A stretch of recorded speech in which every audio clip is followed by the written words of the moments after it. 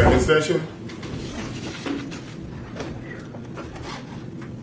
We have a verdict to the members of the public. If you don't think you're going to be able to not show any emotion during the reading of this verdict, I ask you to remove yourself now. There won't be, the court won't tolerate any outburst of any sort from anyone. Whoever you need.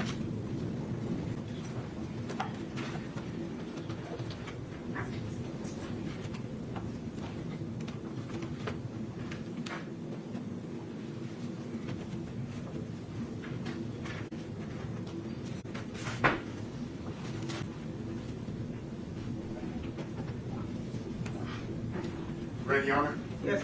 The jury is now heading to the courtroom.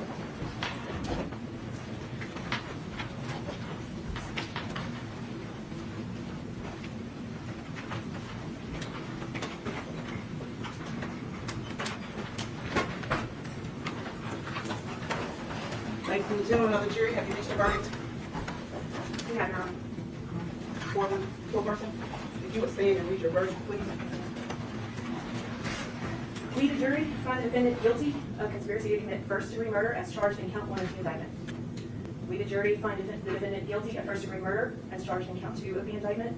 And we, the jury, find the defendant guilty of convicted felon in possession of a firearm as charged in count 3 of the indictment. Thank you. Juror number 1, is that your verdict? Juror number 34, is that your verdict? Yes. Juror number 35, is that your verdict? Yes.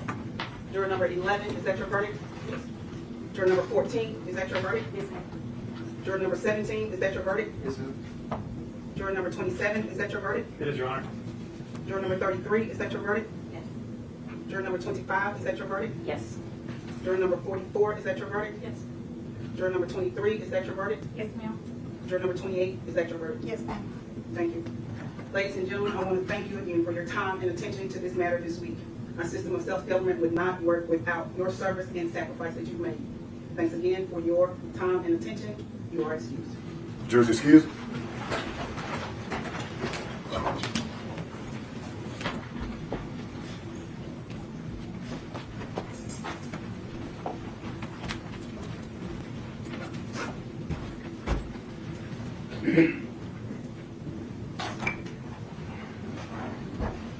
Mr. Johnson, the jury having found you guilty of conspiracy to commit first-degree murder, and convicted felon in possession of a firearm. As the 13th juror, I affirm this verdict. As to the first-degree murder, I sentence you to life in prison. I will set punishment as to the conspiracy and the convicted felon in possession of a firearm after a sentencing hearing. The date for that hearing will be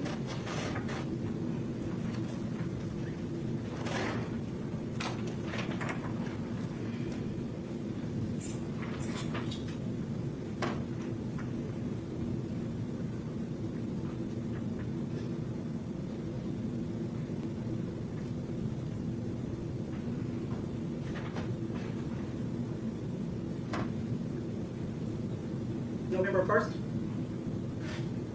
Yes, Your Honor. November 1st. There's nothing else to take up? We will prepare the judgment sheet and pass that forward, Judge. Thank you. And the pre-sentence report. The order for the pre-sentence report. Sir, once we get that, we'll get those to you. Thank you.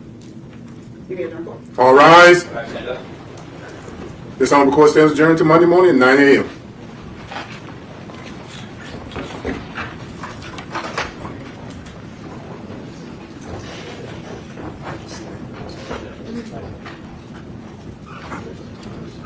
You tell me when you're ready. Great. All right. Well, so we are obviously gratified by the jury's decision. We are very gratified that justice has been done in this case, and we will continue to make sure that all of those who are responsible for Young Dolph's death receive the punishment they deserve. And I want to give a hearty congratulations to the trial team, not only Paul Hagerman and Iris Williams, but everybody involved who really worked very hard on this case and got a great result and did a great job. So congratulations to them, and I'd sure like to have them speak to you as well. I think it's been a long, hard week for everybody. It's been a long, hard week for Dolph's family too. They're back behind us. It's been a process getting here, a couple of years now, and great result this week. A lot of hard work went into it. A lot of love from their family went into it. Obviously wasn't important. Can you speak on that? I mean, you saw the proof at the trial, and obviously we heard other names about people's involvement. There's two defendants, there's Mr. Smith and Mr. Govan, whose cases are not disposed of yet. We have to proceed one at a time. Mr. Johnson first, and that business finishes today, and we'll move on to the other defendants. And when you heard the defense in their closing argument basically point out that DNA on that car, how did you all attack that? Because obviously it was three people's DNAs that was found on that car, but Justin Johnson's wasn't. Yeah, so you got the facts you got, and you got the evidence you got. We heard testimony that the car had been wiped down and cleaned, and we know it was moved and everything else, and we were able to explain to the jury why those three individuals' fingerprints were in that car. And so I mean, the jury heard all the proof and they understood it, and I think we painted a real clear picture of both before, during, and after the murder. The investigation did a fabulous job of highlighting sort of all three of those times and answering a lot of questions that a lot of murder cases you never get answered. We had a strong case, and it went good. And I'd like to add also, I should also be complimenting the law enforcement investigative team. They did an excellent job in this case, and I don't want to leave them out. You don't always get fingerprint evidence. You don't always get DNA evidence in every case, and it is certainly possible to prove a case beyond a reasonable doubt with any of that, and the proof in the pudding is what happened today. No, we haven't heard from the family. Understood. Well, I mean, what I would say is that justice has been done, at least so far, and our efforts will continue to make sure that everybody who's responsible for Young Dolph's death is held accountable. And you've seen us do that so far with two defendants, one by guilty plea and one by guilty verdict, and our work will continue. Take maybe one more question. What's next for Cornelius Smith? Mr. Smith's case will be reset until November. You know, like I told the jury, like I told the court, there'll be a point where he goes to prison, but we'll have to wait. So thank you all very much, and the family has said that they are available to talk to you, and so I certainly encourage you to do that. Thank you all very much.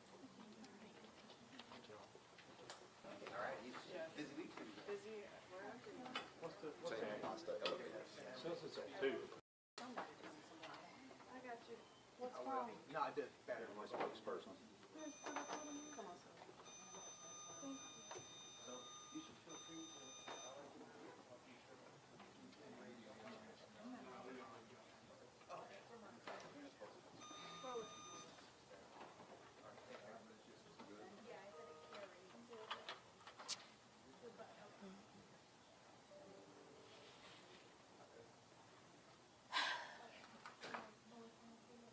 On November 17, 2021, our lives changed forever.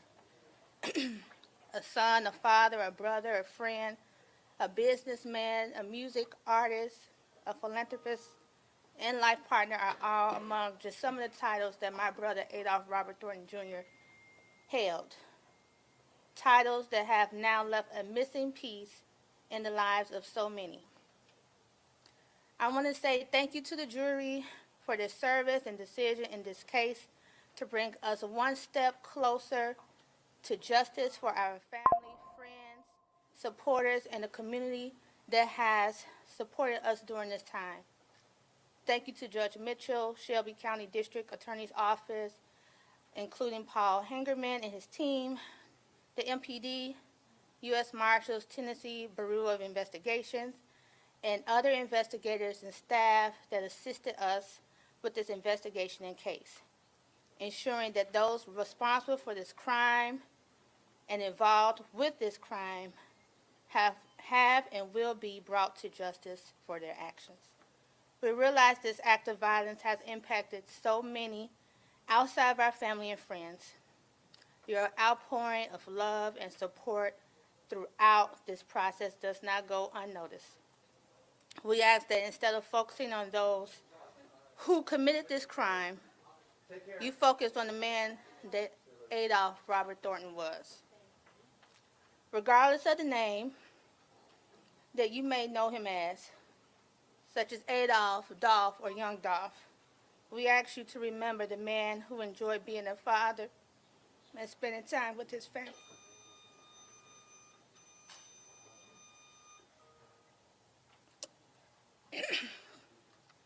We ask that you remember the man who enjoyed giving opportunities to those who were often overlooked and counted out.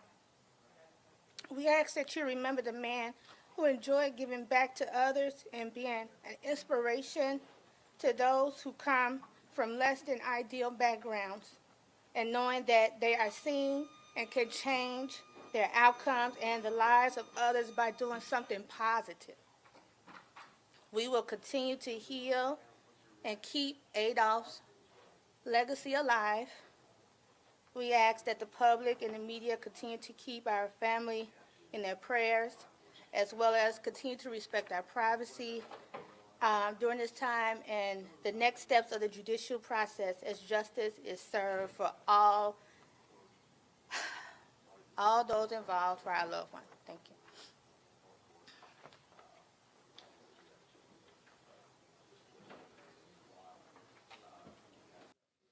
Yeah, and let me tell you, speaking with Steve Morroy, the Shelby County District Attorney, he said their case was very strong without his testimony, for the simple fact that, look, they had all of the evidence. They didn't need another voice on that stand. That voice right there, I really think the defense was pending on that voice of Hernandez-Govan, because if you go back to that closing argument, they were hoping, it sounds as though they were hoping Hernandez-Govan took the stand because there was no clear point to connect Hernandez-Govan to Justin Johnson. We even asked Steve Morroy about that connection between Hernandez-Govan and Justin Johnson.